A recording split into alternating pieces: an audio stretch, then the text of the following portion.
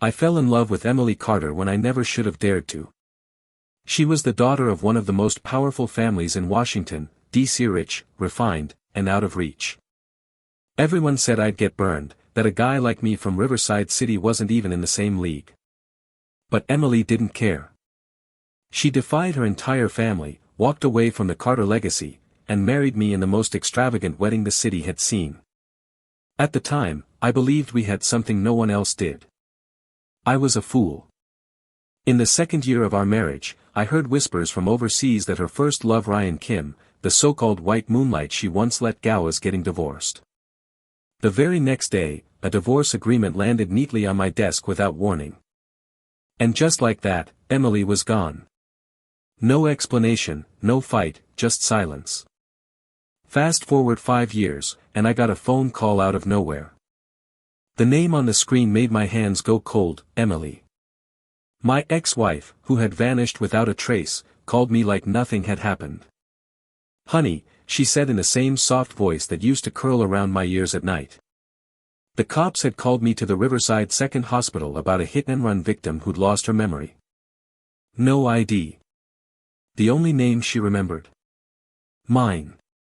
When I walked into that hospital room, I saw her. Emily bandaged, bruised, cast on her arm, mesh on her head, trying to eat with her left hand and failing miserably. She looked up and smiled the second she saw me. "Honey," she beamed. I stood frozen in the doorway, emotions I thought I'd buried ripping through me like glass. She really had no clue what had happened. Her memory stopped right at the beginning of our marriage, when she was still madly in love with me and thought I was her whole world. Back then, she used to clutch my hand when she slept. I remember the night we found out our surrogate was successfully pregnant. She stayed up all night, kissed me in the morning, and whispered, "James Walker, thank you for giving me a real family." That same woman who had once trembled with happiness later abandoned me without a word, traveling abroad with Ryan Kim and vanishing from my life. I spent nights dialing her number over and over, only to be met with silence and eventually, a finalized divorce. Now, that same woman sat there calling me husband like none of it happened, eyes full of innocence. She looked at me like she was afraid to breathe wrong, and when I told her the truth that it was 2023 and we'd been divorced for 5 years, her entire face collapsed. "No," she said. "That can't be true. I would never leave you unless I was dead." I laughed. Bitterly. Because she had said that exact line on our wedding night while we whispered sweet promises in bed. And then the second she found out Ryan Kim was single, she left me like yesterday's news. When I refused to play along with her charade, she broke down in front of the nurses, screaming for me not to leave her. I stood there and said coldly, "I'm her ex-husband. I don't owe her anything." I didn't go back after that. Not even once. But she didn't give up. A week later, she showed up at my doorstep in the pouring rain, soaking wet, sitting against my wall like some abandoned stray. "My neighbor had sent me a photo. There's some woman outside your door claiming to be your wife." I looked at the picture. It was Emily. She struggled to stand when I arrived, slipping and falling again and again until I finally reached out my hand. She looked up at me with those big eyes, tired and stubborn. "I have nowhere to go," she whispered. "Then go back to D.C., I said coldly. "There's nothing for you here. I gave everything up for you, James. Everything. Don't you remember?" She tried to grab my hand. I pulled away. "We've both moved on. Don't bother me again." She looked desperate. "I only remember that we just got married. You loved me, I loved you. If you don't believe me, I'll jump." My breath caught. I didn't think she'd really do it until I heard the elevator. She went up to the rooftop. I chased after her like a man possessed. The rain came down in sheets. I caught her just before she could do something irreversible. "Take one more step, Emily, and I swear, I won't even pick up your body," I growled. She froze. Her hair plastered to her face, eyes wide. "You never used to talk to me like this," she said, trembling. "Yeah, because you weren't my ex-wife back then." I brought her back to my apartment that night. She followed me in silence. When I turned around, she was hugging me from behind with one arm. "I'm sorry," she whispered. "I remember getting our marriage certificate on Valentine's Day. I remember planning our honeymoon to Phoenix Mountain. We were going to eat hot pot on Minching Road that night. What happened to us, James?" For a second, I was pulled right back into those memories, the warmth, the simplicity, the love. But that was before she shattered it all. Before she left me when our surrogate was 6 months pregnant. Before she gave everything up for a man who couldn't even stay alive without her. And then something happened that shifted the entire axis of the room. My son, Ethan, ran out of the bedroom holding his toy. "Dad?" he asked. Emily froze. "Who is that?" "My son," I answered. She stared at him like she'd seen a ghost. He looked so much like her, there was no mistaking it. "But when we got divorced, the surrogate was only 6 months along," she whispered. "Exactly," I said. "You left anyway." She looked at me with panic. "Are you remarried?" "Not yet," I said. "But I will be soon." Her entire face dropped. She looked like she'd been punched in the gut. "Sit," I said. I got her a chair and some dry clothes. I lit a cigarette and blew the smoke out slowly. "The kid is yours, you know." She gasped. Her eyes lit up and then dimmed all over again. I think I need a minute." Ethan peeked through the door and met her eyes. For the first time in 5 years, mother and son looked at each other. She had begged for the divorce. Nothing could stop her back then. But now, all she wanted was to stay for just one night. "Please," she said, "don't send me away. Just let me stay tonight." I let Emily stay that night because I didn't have the heart to watch her leave in that state, soaked and trembling, looking like she'd dissolve into the floor if I closed the door on her. Ethan had already gone back to his room, his little head peeking out from the hallway, eyes full of curiosity. He wasn't the kind of kid who got close to strangers easily, especially not women. But something in his gaze lingered on her longer than usual, like his blood instinctively recognized something before his brain could name it. I set up the guest room for her, gave her a clean shirt of mine to wear since her own clothes were dripping, and made sure she had water before I shut the door. For a long time, I stood outside her room listening to the silence. It wasn't that I believed her, not entirely. It was that I didn't know how to handle this version of her, broken, disoriented, completely unaware of what she had done to us 5 years ago. The next morning, I was jolted awake by the smell of eggs and milk drifting in from the kitchen. It took me a second to realize that scent wasn't just in my dream. I got up, still half-dazed, walked into the kitchen, and there she was, Emily, with her hair tied up in the laziest bun, awkwardly trying to pour milk into a cup for Ethan using one good hand. Her casted arm hung stiffly at her side. Ethan was already sitting at the table, politely thanking her like she was some visiting aunt, not realizing the irony that he was thanking the woman who gave birth to him without ever holding him. She turned around when she saw me and smiled like we were just a couple waking up from a normal Sunday morning. "Good morning, James," she said softly. I nodded without replying and turned back toward my room to wash up, trying to process how strange and familiar it all felt. She was moving through my house like she had never left, like the past 5 years had been nothing but a nightmare neither of us remembered. After breakfast, I got Ethan ready for school. As I was about to grab my keys, Emily blurted, "Can I come with you guys?" Ethan pinched my hand secretly, like he was trying to tell me something. I hesitated.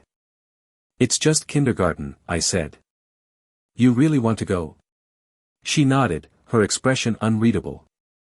On the way there, she sat quietly in the passenger seat, gazing out the window like she was trying to memorize every tree and traffic light. I caught her glancing at Ethan's reflection in the rearview mirror more than once, her eyes filled with an emotion I couldn't quite name. Was it longing, guilt, wonder? I didn't ask.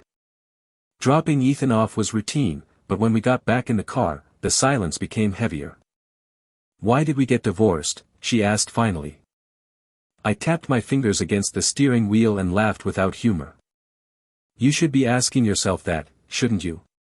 I would never leave you, she said again, voice cracking slightly. I wouldn't. That's not me. I turned to her sharply. Emily, the you right now is the version of you from 6 years ago.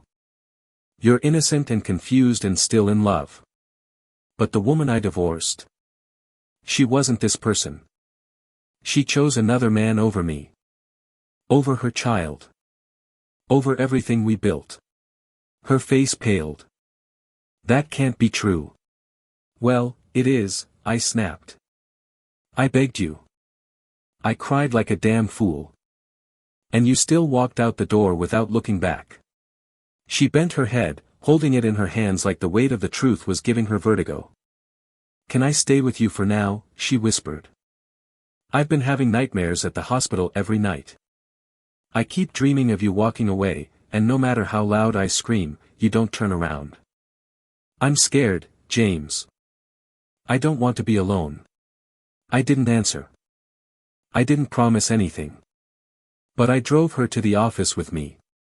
Back then, when we got married, she had given up her stake in the Carter family business and helped me build a design studio from the ground up. She was smart, relentless, and visionary. Our studio was small then, but it grew quickly, especially after she left. I put every ounce of my pain and energy into work, raising Ethan on my own while keeping the business alive. Today, we've outgrown our original office and moved into a new space. The name on the wall never changed. Ryu and Design, the name she picked. I once thought it sounded like a cheesy, overly romantic gesture, but she told me back then, Ryu means everything I've ever dreamed of: you, me, the baby, the future.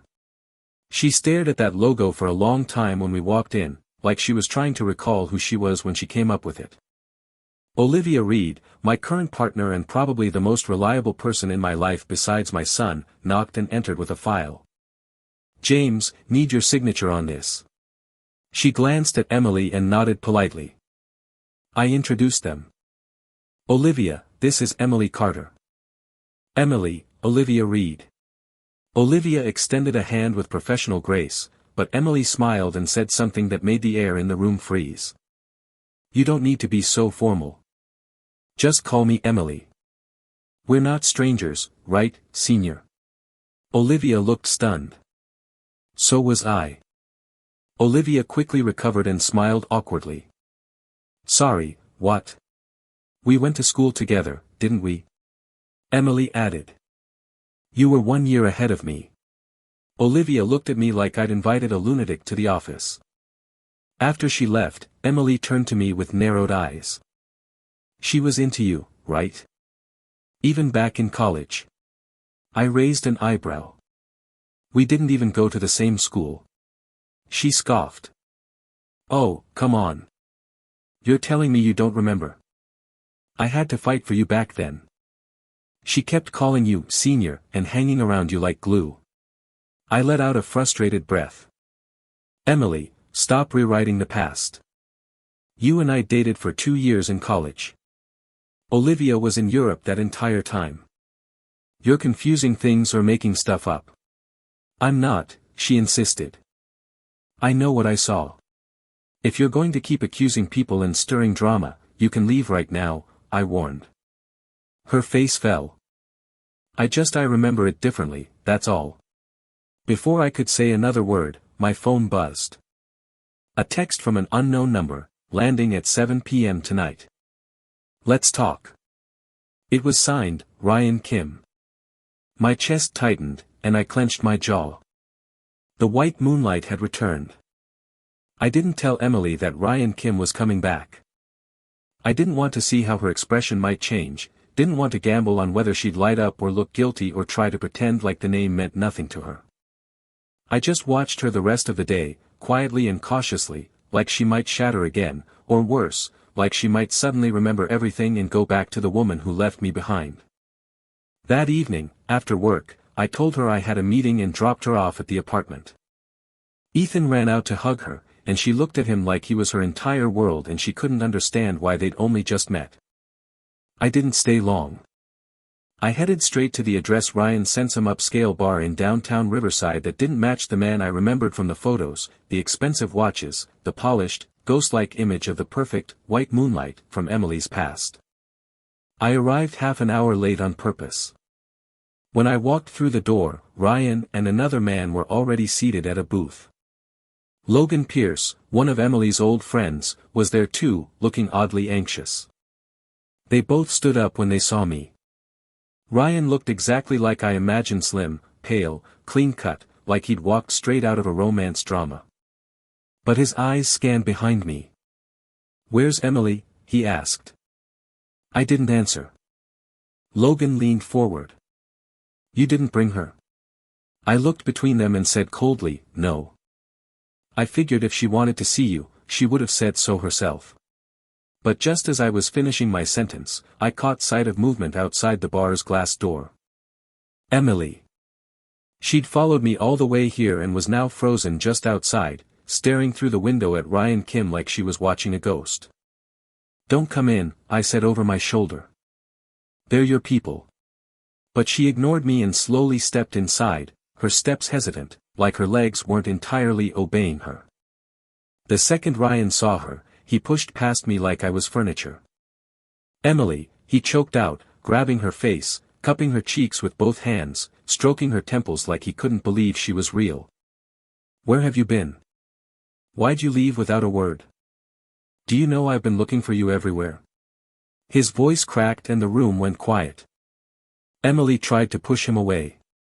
"Ryan, what are you doing?" she said, clearly uncomfortable. "Let me go." "No," he said, hugging her tight. "I thought I lost you. You don't know what it's been like." She turned to me in panic, but I didn't move. She looked next to Logan. "Help me." Logan stepped forward and tried to gently separate them. "Ryan, bro, calm down. She doesn't remember anything. You're scaring her." Eventually Ryan let go, wiping his face with the back of his hand. He was trembling, but still staring at her like she was the answer to every prayer he'd ever made. "I'm not crazy," he said, quieter now. "I know what we had. I know what we lost." Emily stepped back and clung to my sleeve like a child. "James, he's crazy, right? Tell me he's just crazy." I didn't reply. We all sat down at Logan's insistence. What followed felt more like a therapy session than a reunion. Ryan explained everything: how he and Emily had reconnected years ago, how she'd gone abroad with him because his depression had spiraled out of control, how she stayed by his side through every therapy, every failed treatment, every close call. She was the only thing keeping him alive, he said. That's why she left. That's why she filed the divorce. For him. He said it like he was confessing something noble, but I couldn't breathe through the rage boiling in my chest. Emily looked shocked. "I don't remember any of this. That can't be right."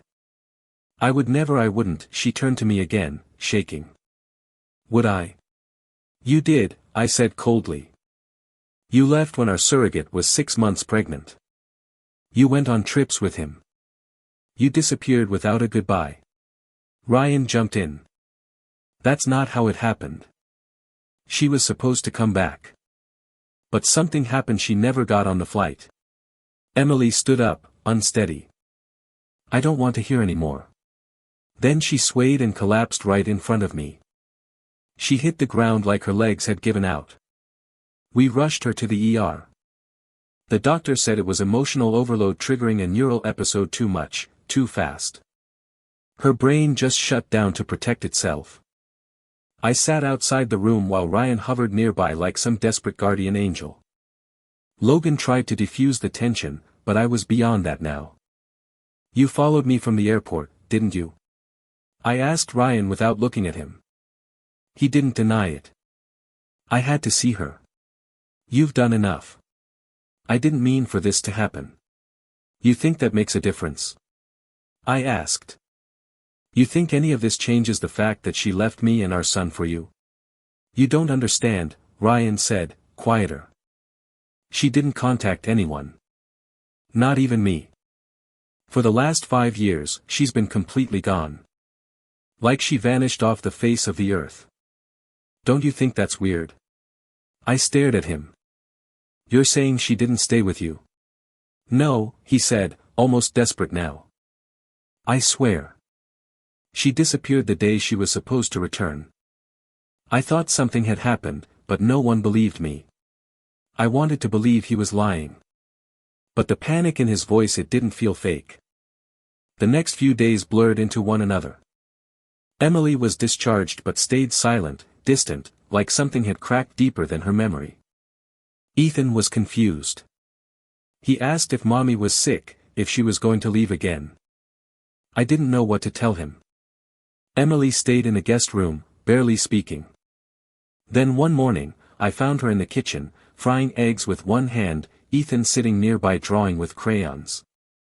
She looked at me and smiled sadly. He's perfect, she whispered. I missed so much.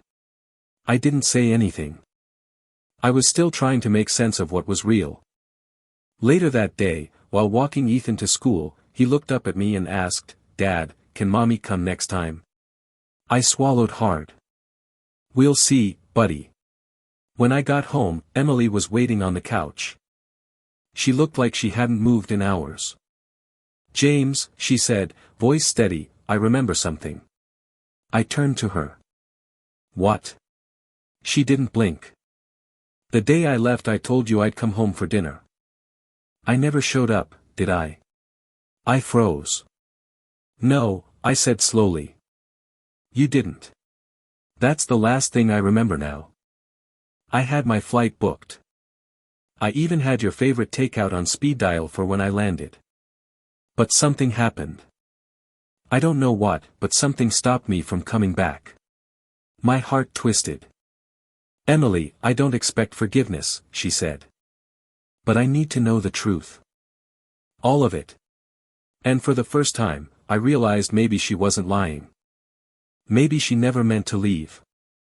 Maybe someone or something had kept her away.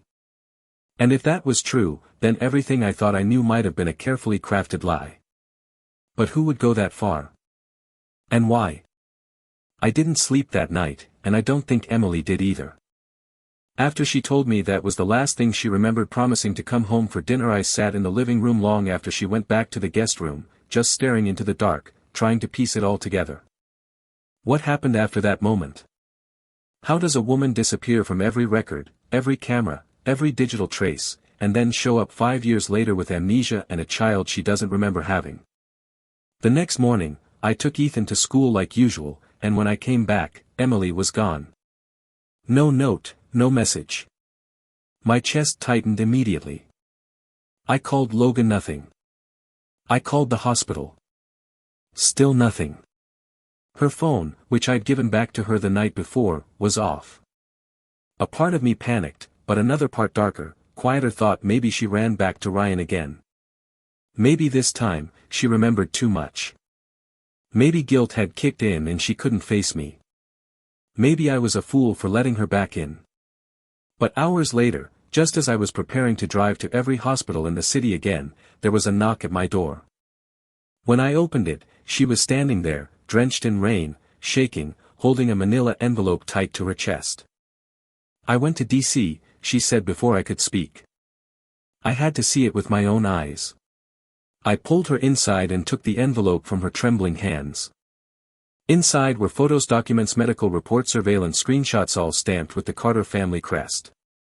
And in the middle of it all, a name that made my blood run cold: Robert Carter. Emily's uncle. "Your uncle did this?" I asked slowly. She nodded, biting her lip. I remembered flashes when I went back. "He didn't want me to be with you. Said I was throwing my bloodline away. He threatened to cut me off, disown me. Said I was a disgrace to the Carters. And when I wouldn't back down, he made it happen. He made me disappear. He had people following me.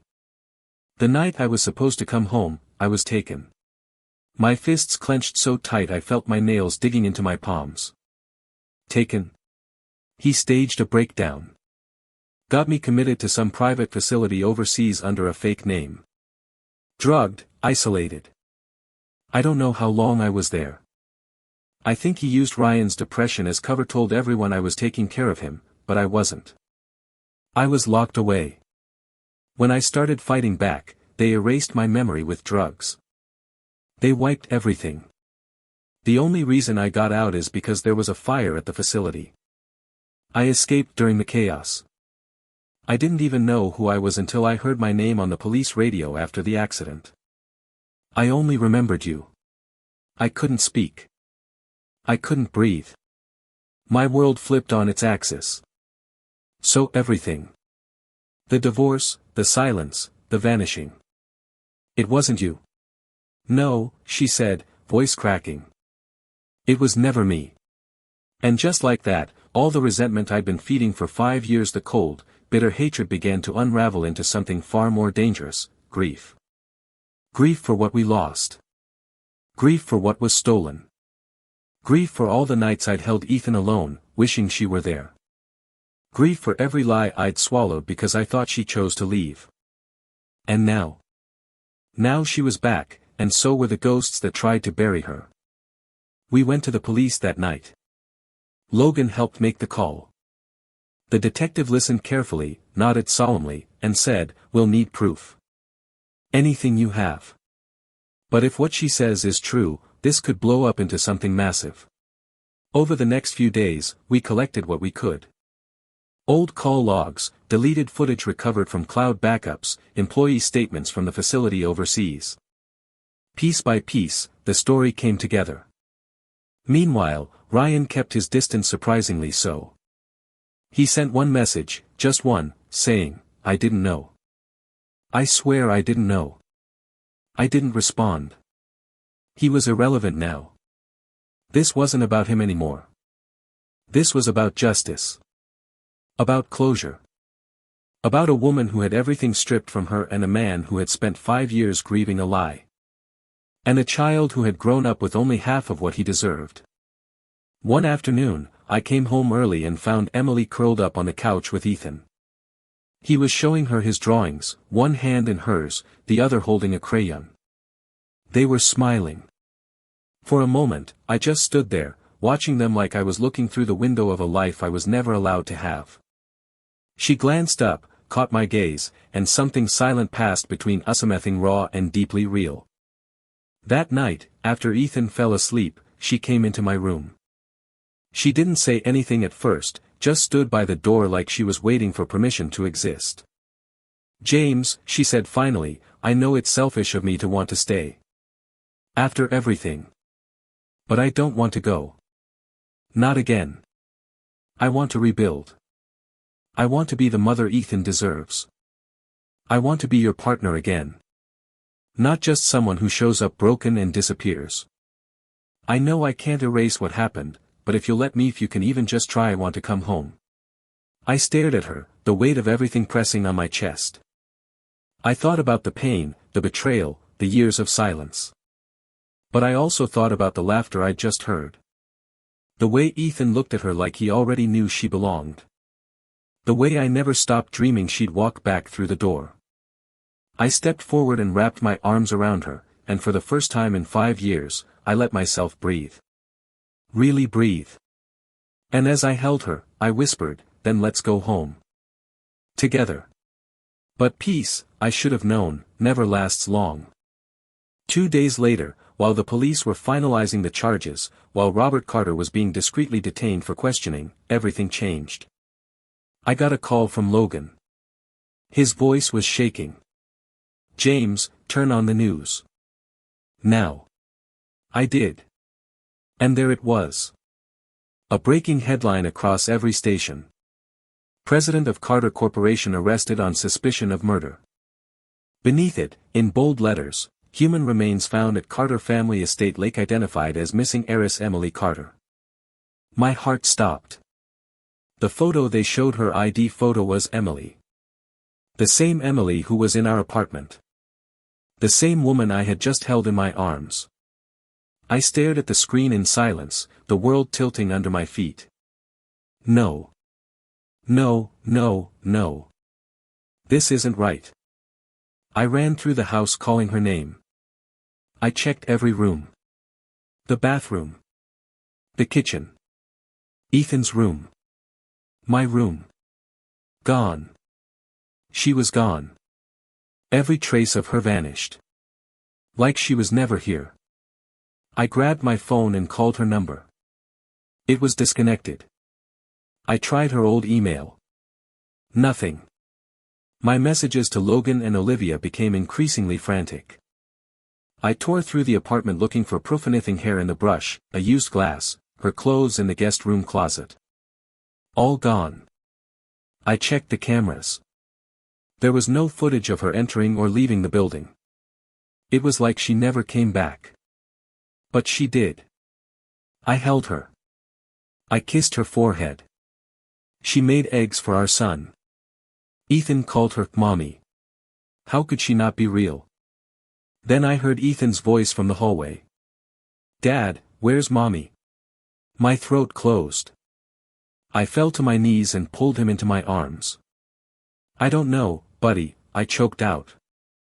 I don't know. But in my heart, I heard her voice again, faint and soft, like a breeze against my cheek. I'm always with you, James. Always by your side. And that's when I realized I hadn't been dreaming. I'd been saying goodbye. After that day, nothing felt real anymore, not the food I ate, not the ground beneath my feet, not even my own voice when I spoke. Emily's scent was gone from the apartment, her laughter erased from the air like it had never existed, but the memory of her was too vivid, too recent to be just a dream. I kept telling myself it wasn't possible. How could the woman I held in my arms, the woman who cooked breakfast for our son, be the same woman whose remains had just been pulled from a lake hundreds of miles away? But every logical part of my brain had no answer. I couldn't find her toothbrush, her clothes, her hair on the pillow. There were no fingerprints, no security footage, no phone logs, nothing. I went to Logan, to Olivia, to anyone who had seen her, who I thought had seen her, but their faces only filled with quiet concern, like I was asking about a ghost, like they were too scared to tell me they didn't remember. Olivia said gently, James, maybe it was the stress, or the grief, maybe your mind played tricks on you. Logan even offered to take me to a psychiatrist. They thought I was breaking down, but I wasn't. I knew she had been here. Ethan knew it too. He still asked about her, still drew pictures of our family with 3 stick figures holding hands. He'd point to her in the drawings and say, this is Mommy, remember? And every time, I'd nod, because I refused to let the world tell me she was just a hallucination. But the deeper I dug, the more the world seemed determined to erase her. The police had no record of my initial statement about Emily being alive. The hospital had no files showing her admittance for the accident. Even my phony call history, text messages, photos, all gone. I went to the Riverside precinct and demanded to see the original accident report. They looked at me like I'd lost my mind. We never contacted you, they said. There was no hit and run matching that description. I slammed my hands on the desk. She was here. My ex-wife was here, living in my house, taking care of our son. How can you all just forget that? The officer remained calm. I think you should go home, sir. But I didn't go home. I went to the apartment we used to share, our first place, the one we left after Ethan was born. I still kept the lease even though I hadn't set foot in there in years. When I stepped inside, it was like walking into a museum of my former life. The couple's mugs were still stacked in the kitchen cabinet. The painting she loved, the one she insisted on hanging above the TV, was still slightly crooked like she'd left it. The ultrasound printout confirming our surrogate's pregnancy was still in the drawer, along with a note in her handwriting that said, James, do you think he'll look like you or me? I fell to my knees and cried like I hadn't in years. For the years we lost. For the truth I couldn't prove. For a reality no one else seemed to share. I stayed in that apartment for days, eating takeout, barely sleeping, haunted by the sound of her voice echoing through the old walls. Let's put the couch here, honey. I want sunlight in the morning. Let's get a cat. Let's grow old here. Her ghost was everywhere. But no matter how long I stared at the door, she never walked through it again. And then in the 5th night I crashed. Literally. I was driving aimlessly, exhausted, too deep in my own head, when a truck's high beams blinded me on the highway. I jerked the wheel, the car hit the guardrail, and everything flipped. Glass, metal, pain. The world spun until it didn't. And in that moment, suspended in wreckage, bleeding, barely conscious, I felt her again. Emily. Her arms around me, her body shielding mine. Her hair was wet, her face pale, her voice soft like a lullaby. Don't sleep, James. Stay with me. I blinked, reached for her, and sobbed, where did you go? Why did you leave me again? She touched my face and whispered, I never left. I've always been with you. Liar, I said. Everyone says you're dead. They found your body. It's all over the news. They think I'm crazy. She smiled with so much sorrow it nearly broke me. Do you believe in parallel worlds? She asked. In a place where we made it, where I never left, where we raised Ethan together and laughed until our bones turned to dust. I didn't answer, because I didn't know how. She pressed her hand to my heart. You're not crazy, James. You're just the only one who remembered. I came back to say goodbye. But I couldn't leave until I made sure you were okay. I held her tight, not wanting to let go, sobbing into her shoulder like I was still that broken man she left behind 5 years ago. Don't go again. Please. Let's go home together. But she shook her head and kissed my forehead. You have to live for him now. For Ethan. I can't stay, James. I wasn't meant to stay. I wanted to scream. I wanted to fight it. But the sirens were growing louder in the distance, and I knew this was the last time I'd see her. Just promise me you'll come back. Somehow. Some version of you. She didn't answer. Instead, she bit down hard on my shoulder so hard I gasped in pain, and when I opened my eyes again, she was gone. The paramedics pulled me from the wreckage. One of them shouted, "This guy's lucky. Seatbelt saved him." As they cut open my shirt to treat the wound, one of the EMTs asked, "What's with the bite mark on his shoulder?" I started crying again, not out of pain, but out of relief. It wasn't a dream. It wasn't all in my head. She was here. She was real. She had protected me one last time. Weeks later, I finally received her ashes from the authorities. The DNA matched the remains pulled from the lake. There was no denying it anymore. Emily Carter, the woman I loved more than life, had been murdered 5 years ago by her own uncle and discarded like trash. But I didn't bury her in a cold cemetery in D.C. I found a place in Riverside with a hill that caught the morning sun and trees that rustled gently in the breeze. On the day of her burial, I dressed Ethan in his best clothes and we brought her home. I placed the urn gently beneath the tombstone I had chosen, a photo of her smiling, bright-eyed, wearing that ridiculous flower crown she once made at a festival. I knelt beside her and whispered, "Emily, come home." Ethan laid a bouquet of lilies and said in his small, clear voice, "Mommy, we're here. Don't be scared anymore. We'll stay with you now." And as the wind rustled the trees and the petals shivered, I swear to God, I felt her answer. Life after her burial moved forward like a scratched vinyl, technically still playing, but every few days it would catch on a loop I couldn't escape. I'd find myself back at the hill, back at her grave, listening for a voice I could no longer hear, hoping the wind would answer the questions no one else could. Ethan adapted faster than me. Maybe kids just heal differently, or maybe his mind made peace with things in a way mine refused to. He still drew our family of 3 in his sketchbook, still pointed at the little stick figure with long hair and said, "That's Mommy," like he was reminding the universe that she had existed, that she belonged. I didn't correct him. I couldn't.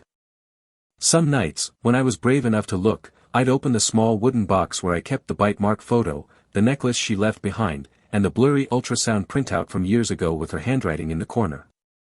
They were all I had left that proved she had been more than memory. But the world kept spinning. The court case against Robert Carter exploded in the media. Headlines splashed his name across every screen, billionaire uncle behind murder of niece Emily Carter. His trial revealed layers of darkness that made even the prosecutors flinch. Fraud, blackmail, hush money, a massive cover-up that kept her disappearance under wraps while he funneled money through shell companies and manipulated her death certificate like it was a business transaction. His defense team tried to play insanity, but the jury wasn't having it. The final ruling, life without parole. When the verdict dropped, I didn't feel triumphant. I felt empty. No justice in the world could resurrect what we lost. And Ito Makoto Ryan Kime showed up outside the courtroom one day, tried to approach me, eyes bloodshot, face worn out like someone who hadn't slept in years. I didn't know, he said again. If I had known what Robert planned, I would have stopped it. I just looked at him and said, knowing didn't help anyone. Neither did not knowing. And I walked away. But despite everything, there were days when I still swore I felt her nearby. Not in the dramatic, supernatural way, but in the subtle moments that clung to your ribs when you least expected it. Like when I cooked dinner and heard a whisper that sounded like her laughing at how bad I still was at seasoning. Or when Ethan would say something clever, and I'd catch myself turning around like she might be sitting on the couch, smiling in that way that made her eyes wrinkle. The therapist Olivia referred me to called it grief mirroring, the mind projecting comfort to cope with unbearable loss. I didn't argue. But I didn't believe that was all it was, either. Because sometimes, Ethan would wake up from a nap and tell me, "Mommy kissed my forehead when I was sleeping," or, "Mommy said you're not allowed to skip lunch anymore." I'd ask him if it was a dream, and he'd just smile like I didn't understand anything. Maybe I didn't. Maybe I never would. One night, weeks after the funeral, I had a dream so vivid it felt more real than any memory. In the dream, I was back in that little apartment, our first home, with the crooked painting and the creaky cabinet door. Emily was there, barefoot in her old university hoodie, hair in a bun, humming a song I hadn't heard in years. She turned to me, her eyes so full of light it made my chest ache, and she said, "You did good, James. You kept your promise. Ethan's happy. That means everything." I reached out to touch her, but my fingers passed through her like she was made of smoke and sunlight. "I miss you," I whispered. "I miss you every day." She stepped closer, reached up, and cupped my face, not with hands, but with warmth. "I know," she said. "But I'm always right here. Just not in the way you want me to be." "I want you here for real," I said, my voice cracking. "I want to wake up next to you. I want to hold your hand on Ethan's first day of school. I want the life we planned. And you'll still have a beautiful life," she said gently. "Not the one we imagined, but one that's real. Keep living, James. Laugh again. Love again. For both of us." I woke up in tears, clutching the blanket like it was her body, breathing so hard it felt like drowning. The sun was rising, light spilling through the window like her voice. I got up, went to Ethan's room, and found him sitting by the window, drawing. "You okay, buddy?" I asked. He nodded. "I had a dream about Mommy," he said. "She said she loves me, and she's proud of me for learning to tie my shoes." I sat beside him and hugged him so tightly he complained I was squishing his arms. That morning, we made pancakes. I messed up the batter twice, and he laughed at me like he always did when I burned the edges. But something shifted in me that day. I started to let go not of her, never of her but of the pain that clung to her name. I stopped trying to make sense of what happened and started accepting what was left. Ethan grew fast. He picked up her love for art and her terrible taste in music.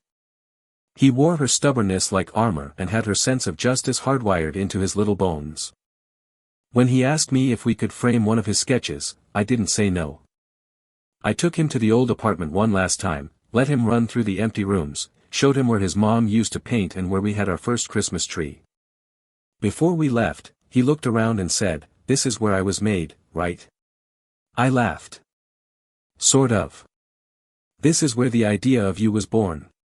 He nodded, like that made perfect sense, then walked to the living room and whispered, "Bye, Mommy." That was the last time I felt her so clearly. Like she was standing behind me, arms folded, eyes misty, saying thank you in silence. Years passed. Ethan turned 8, then 9. Olivia became more than just a colleague.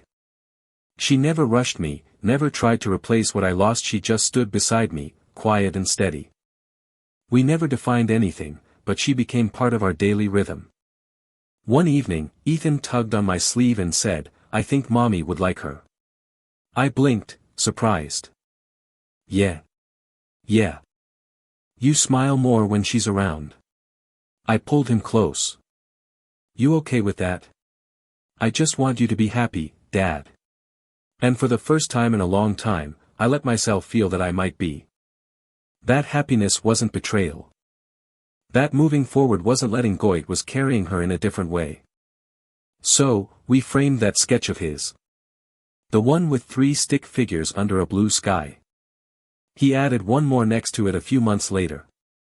4 people. He didn't label it. He didn't need to. It was us, past, present, and the future we were still building. And every time I walked by that frame, I smiled.